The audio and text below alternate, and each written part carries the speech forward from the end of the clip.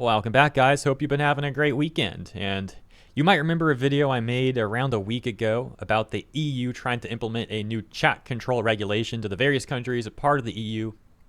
And it looks like it's going to pass, but more on that in a second. You can see this tweet I got from Kubuko TV, very interesting, says, important, I got a response from the Slovak MEPs in the EU about chat control. After sending emails to all 15 of our representatives, I finally got a response. They also attached a preliminary opinion document. We'll take a look at that, of course. But first, a little more context on the chat control measures, as that takes us over here to fightchatcontrol.eu, where they say the EU still wants to scan your private messages and photos. The chat control proposal would mandate scanning of all private digital communications, including encrypted messages and photos. This threatens fundamental privacy rights and digital security for all EU citizens. And as you can see here, we've got 3 member states opposing, 15 member states supporting, and 9 member states undecided. So this does seem to meet the first threshold of 55% of member states supporting this out of 27. But there's also something about a requirement of 65% of the EU population between those member states, and I'm not going to do all the math for this right now. I think it's reasonable to say that this is more indicative that it's going to pass than not, but it's not definitively going to pass at this point in time. It's just leaning that direction. But let's continue taking a look at this. So they go on to break this down and show you the member states and all that. We'll get to that part. First, they say, you will be impacted.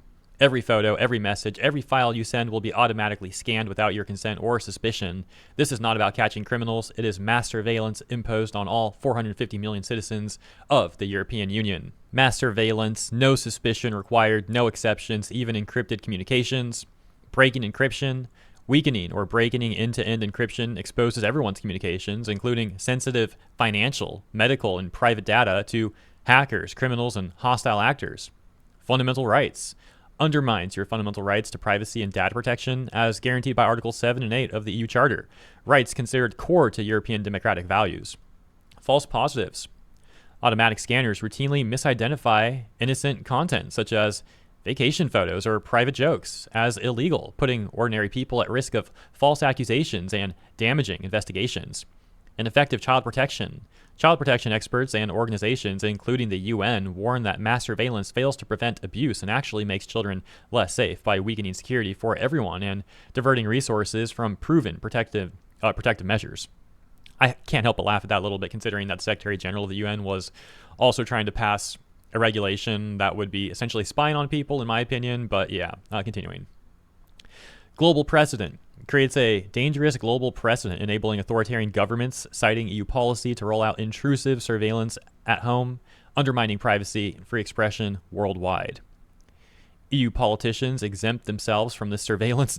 Oh my gosh, of course they do. Under professional secrecy rules, they get privacy. You and your family do not. Demand fairness. Now again, we of course would expect that politicians talking about sensitive matters would have that material protected so it can't get, leaked or spied on, hacked, whatever. But just like how we talked about with the UK, with UK politicians like Peter Kyle advocating people to not use VPNs because you're going to be on the side of predators if you do, or whatever he said. Meanwhile, those politicians use VPNs and get the taxpayers to pay for it. It just comes off as hypocritical and rules for thee, but not for me.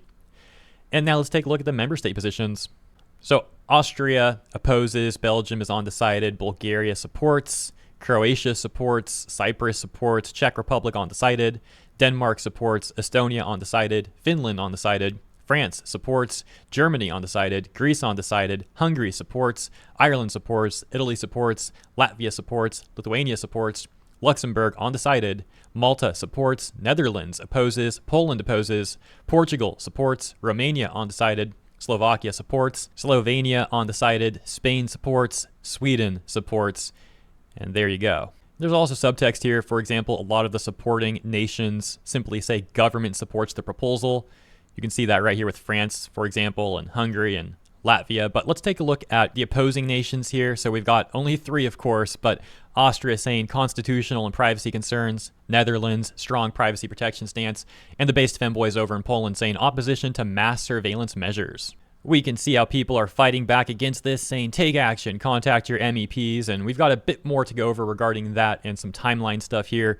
But I think we've got enough context now to return to the initial tweet and read the email that was sent to us over there. So yeah, let's take a look. Once again saying important, got a response from the Slovak MEPs in the EU about chat control. After sending emails to all 15 of our reps, I finally got a response. They also attached a preliminary opinion document. Looks like the email is apparently from Michal Wizek, member of the European Parliament, a Slovak environmentalist and politician who was elected as a member of the European Parliament in 2019, a part of the Progressive Slovakia Party. The email from him reading, "Hello, Mr. Varga.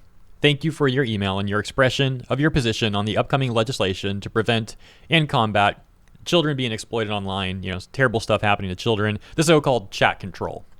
The European Commission published the proposal for the aforementioned regulation in May 2022. And since then, negotiations have taken place in the European Parliament and the Council of the EU. As the name suggests, the goal is to protect children from these terrible things happening to them online, which I believe most people can identify with. However, finding a way to achieve this goal will be key. Also, given the importance of end-to-end encryption and privacy protection, the European Parliament managed to adopt its position on the Commission proposal in the previous mandate in November 2023. In contrast to the original Commission proposal, the European Parliament proposes to limit search warrants for this sort of material that depicts terrible things happening to children to specific persons or groups based on reasonable suspicion, and to explicitly exclude end-to-end encryption from the scope of application. The reasons for finding such a compromise were also the concerns you mentioned in your email. Progressive Slovakia is closely following the further development of this proposal. The leading role for this issue is played by my colleagues in the European Parliament for the Committee on Civil Liberties, Justice, and Home Affairs. And some names here that I can't pronounce, I apologize. Let's just go with the first one there, Veronica. Surely I got that right, hopefully. As a member of the committee, and Lucia Yar as a substitute, the Council of the EU has not yet adopted an official position on the legislative proposal, and negotiations are still ongoing, as it has not yet been possible to find majority support among member states for any of the proposed solutions, given the sensitivity of the issue and the different positions of member states. The position on the Ministry of Labor, Social Affairs, and Family of the Slovak Republic, which is the lead ministry for this legislation, appears to be generally positive, including on the provisions relating to orders for the detection of this horrific material that happens to children, as well as the technologies to be used for this purpose, Article 10, but with some minor suggestions for modification. The final preliminary position can be found in the attachment to this email. For download, relevant pages there. The current Danish presidency of the Council of the EU is trying to find a compromise between the member states in order to pave the way for a trillion negotiations on the final form of the legislation between the European Parliament, the Council of the EU, and the Commission. These negotiations cannot start without an official position from the Council of the EU.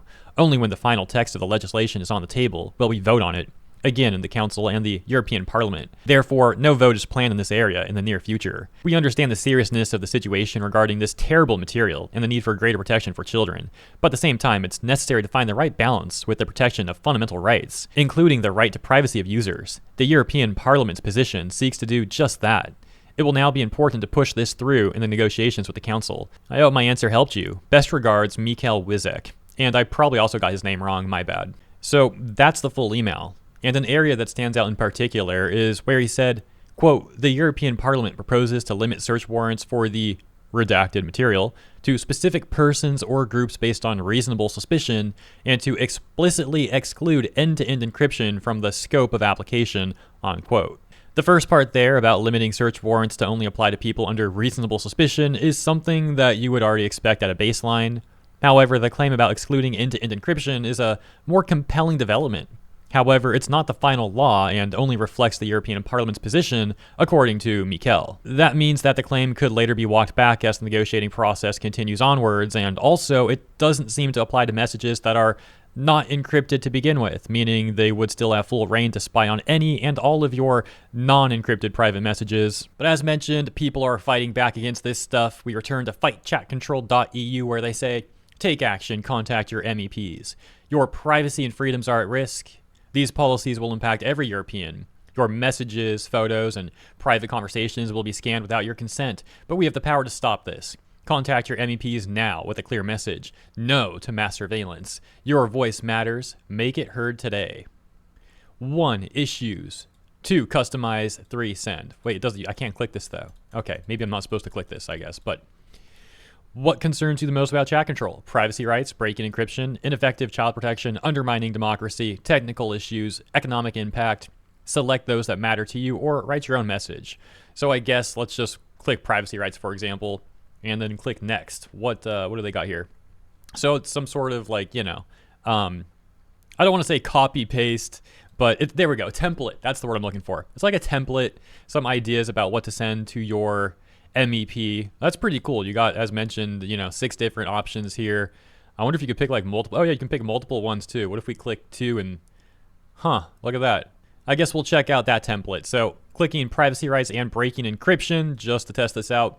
The message reads, "Dear representatives, I am writing to express my serious concerns about the proposed chat control legislation currently being reconsidered under the Danish EU Council presidency.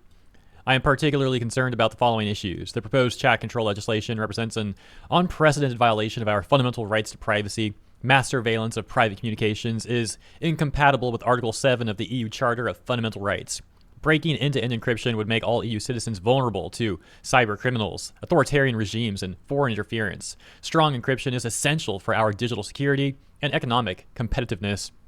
I urge you to vote against any proposal that mandates mass surveillance of private communications, protect end-to-end encryption and digital privacy rights, support targeted evidence-based approaches to child protection, ensure proper democratic scrutiny of this legislation. The current proposal fails to balance child protection with the fundamental rights and would set a dangerous precedent for digital surveillance in the EU. Thank you for your attention on this to this critical matter. Sincerely, your name and address." Then we got the timeline here. May 11, 2022, initial chat control proposal.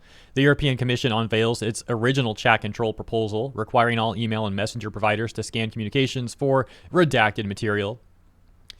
June 20th, 2025, technical analysis published. New technical assessments warn of fundamental flaws in the scanning mechanism central to the proposal. Experts in civil society highlight privacy risks and the potential for widespread vulnerabilities. July 1st, 2025. Danish presidency begins. Denmark takes over the EU Council presidency, and on its first day, dude, reintroduces chat control as a top legislative priority. Lawmakers target an October 14, 2025 adoption if consensus is reached. July 28th, 2025. Momentum grows. 15 states back chat control. 15 EU member states now support the chat control proposal, reversing earlier resistance. Germany remains undecided, making its position crucial for the October vote. France, previously opposed, has shifted in favor, making a turning point for the plan. And now on August 6, 2025, the most recent entry, we have fightchatcontrol.eu launched. This website is launched to provide information and updates on the chat control proposal. It aims to raise awareness about the implications of the legislation and mobilize public opinion against it. Finally, they say for more updates, follow us on Mastodon at chatcontrol@mastodon.social. And of course, once again, over here on fightchatcontrol.eu for more information if you want to take a look at this stuff. And I guess I'll leave it there. Let me know what you guys think about all of this in the comments. As always, thank you for tuning in. I hope you enjoyed my coverage, and if you did, please consider liking and or subscribing to the channel. It helps out greatly. Appreciate you. Have a wonderful rest of your weekend. I'll see you in the comments here and in the next one.